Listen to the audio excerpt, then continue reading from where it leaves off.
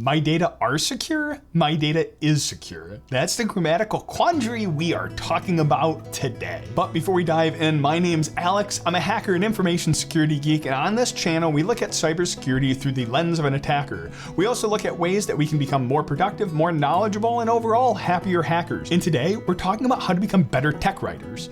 I came across a question from a client who said I made a mistake in the report.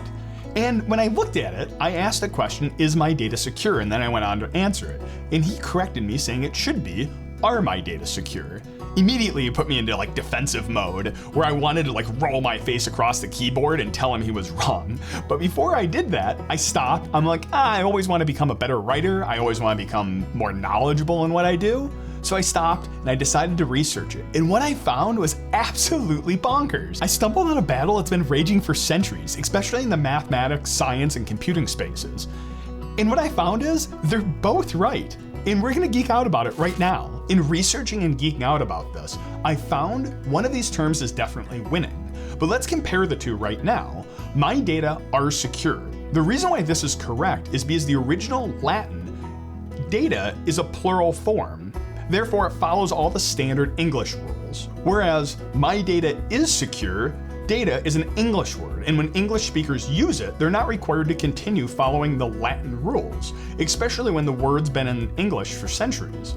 While some of Latin forms are preserved by convention, the plural form of data is not one of them. And it seems for those that want to continue using my data are secure, they're losing the fight. I went and checked Google Trending, and what I found is the term data is was found 5 times on the web for every time data are as. And in news writing, it's even worse. It's like a 7-to-1 ratio where data is shows up over data are. And that's calculated over the past 100 years. In published books, it's 3-to-1. The weird one is in scholarly writing, it's about a 1-to-1 ratio, which makes sense because a lot of the scholarly writing is within scientific, medical, and financial writing, where the plural form remains customary.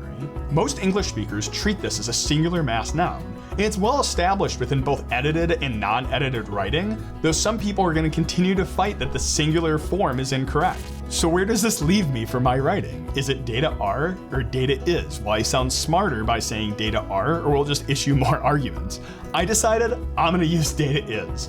It sounds better to my ear, it's easier to write, and I'm not going to rewrite a bunch of my papers just to go against the flow.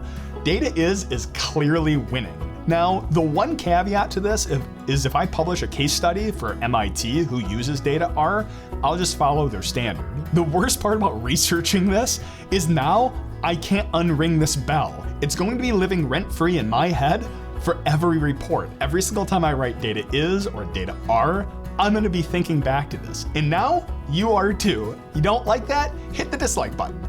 Twice. And what I found, especially in the computing industry, is everyone loves arguing their grammar pet peeves. Great thing about this one is everyone's wrong and everyone's right. At least now they know why.